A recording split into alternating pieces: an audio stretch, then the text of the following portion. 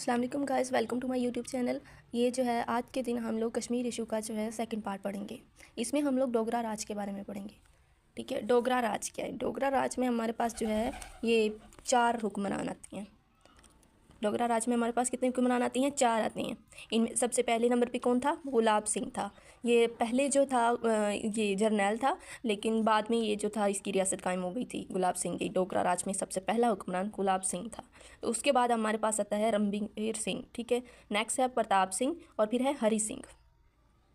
क्योंकि जो दलीप सिंह था ये तो मतलब पूरी रियासत को अंग्रेज़ों के हवाले करके पेंशन लेके खुद लंदन चला जाता है। ठीक है, और गुलाब सिंह जिसने रियासत कश्मीर को फ़तह किया था, फिर वो दलीप सिंह का सारा गुस्सा आवाम पे निकालता है और उन पे जुल्म सितम करना शुरू कर देता है। ठीक है, जो है तब जो है वो उधर कश्मीर के अंदर 80% मुस्लिम रहते थे और 20% दूसरी थी कौमें। ठीक है, अब जो है वो ये परसेंटेज चेंज हो गई है, क्योंकि अब वहाँ पे इंडिया ने जो है लोकल लोगों को भी आने की इजाज़त दे दी है, जिस वजह से अब जो है ये 80% मुस्लिम और 20% अदर वाली कैटेगरी चेंज हो गई है।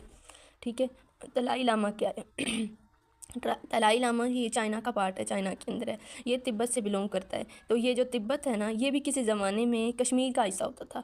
तो तिब्बत के मुकाम से दराज सिंध यहाँ से निकलता है और फिर पाकिस्तान में इंटर होता है। तो तिब्बत भी किसी ज़माने में जो है ये कश्मीर के अंडर था। अब हम पढ़ लेते हैं कि जो 4 हुक्मरान डोगरा राज जिन्होंने किया था वो मतलब उनका दौरानिया कहाँ से शुरू हुआ था, कहाँ तक एंड हुआ था, वो कब तक रहे थे। तो गुलाब सिंह जो है ये इसने 1846 से 1857 तक हुकूमत की थी। 1857 के अंदर जो है वो जब जंग आज़ादी होती है तब वो मर जाता है। ठीक है, फिर आता है रणबीर सिंह। ठीक है, इसने 1857 से 1885 तक किया था। फिर आता है प्रताप सिंह ये 1885 से 1925 तक इसने हुकूमत की थी। फिर नेक्स्ट आता है सबसे लास्ट पे हरी सिंह, इसने 1925 से 1947 तक की थी। ठीक है, और ये जो हरी सिंह था ये सारे इन सारों ने जो है वो मुसलमानों पे जुल्म सितम किया था। ठीक है, हरी सिंह ने कुछ ज़्यादा ही किया था।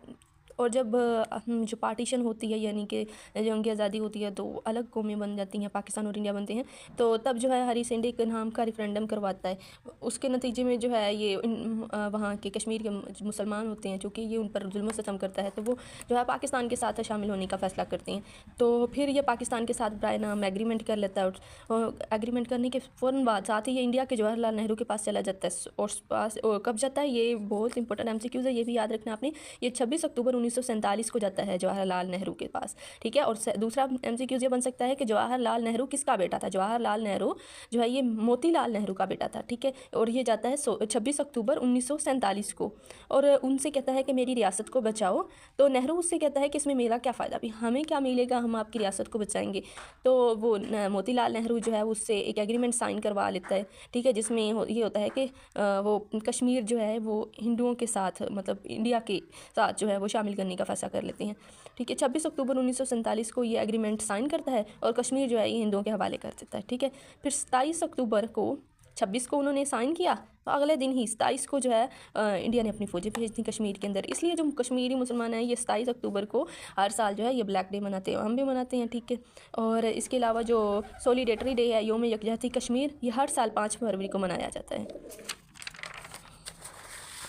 तो जब वो अपनी फ़ौजें इंडिया अपनी फ़ौजें कश्मीर में भेज देते हैं, तो कायद आज़म भी अपनी फ़ौजें कश्मीर में भेज देते हैं, भेजने का फ़ैसला करते हैं। अभी भेजा नहीं है, फ़ैसला करते हैं। तब पाकिस्तान का जनरल जो था वो फ्रैंक मैजोरी था।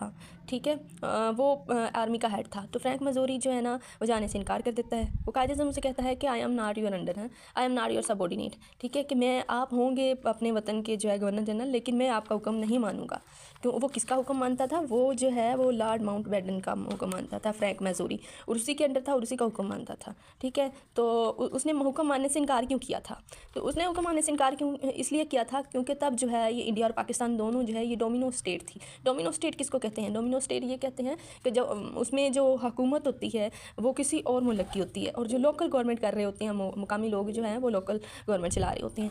तो उनमें जो है इसमें किसी और मुल्क का आइन इस्तेमाल करते हैं, किसी और मुल्क के रूल्स को जो है ये फॉलो करते हैं। तो और फिर 1956 तक ये डोमिनो स्टेट रहा था। फिर बाद में पाकिस्तान ने 1956 में अपना आइन बना लिया था। ठीक है, तो फ्रैंक मैजोरी जो है लॉर्ड माउंटबेटन के अंदर था, उसी का हुक्म मानता था और उसी को जवाब देता था। तो डोमिनो स्टेट होने की वजह से जंग नहीं हो सकती थी। फिर कायद आज़म ने क्या किया? कायद आज़म ने जिहाद का ऐलान कर दिया। फिर जो है जब उन्होंने जिहाद का ऐलान किया तो NWFP, और जिसको आजकल हम लोग KPK कहते हैं, पंजाब और सिंध से लोग गए और गिलगित बल्तिस्तान और आज़ाद कश्मीर को फ़तह कर लिया, और मज़ीद भी फ़तह कर रहे थे। ये जो NWFP है इसको 18 अमेंडमेंट के तहत जरदारी के दौरे हुकूमत में KP का नाम दिया गया था।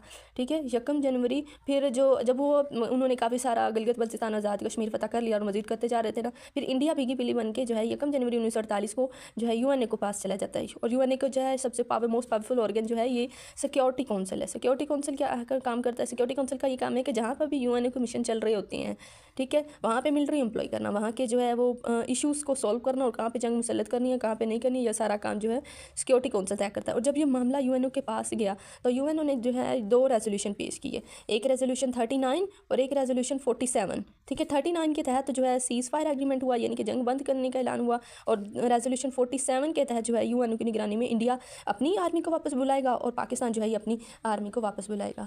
और ये जो हमने नहीं बल्कि जो उन्होंने मुजाहिदीन ने एरिया आज़ाद कश्मीर और गिलगित बल्तिस्तान आज़ाद किया था, करवाया था, अगर ये इलाके ना होते तो आज हमारे पास पानी नहीं होना था, क्योंकि सारे दरिया जो है यहीं से होके आते हैं। और इंडिया वैसे भी हर टाइम हमारे जो है वो पानी को रोकने की कोशिश करता रहता है। तो पाकिस्तानी मुजाहिदीन इंडियन फ़ौज से भी पहले कश्मीर को फ़तह करने के लिए निकले हुए थे। ये कब गए थे पाकिस्तानी मुजाहिदीन? ये 22 अक्टूबर 1947 को गए थे। और जो इंडियन फ़ौजें थी ये कश्मीर में कब दाखिल हुई थी? इंडियन फ़ौजें जो हैं ये कश्मीर में 27 अक्टूबर 1947 में दाखिल हुई थी। ठीक है, फिर बाद में पाकिस्तानी आर्मी गई थी।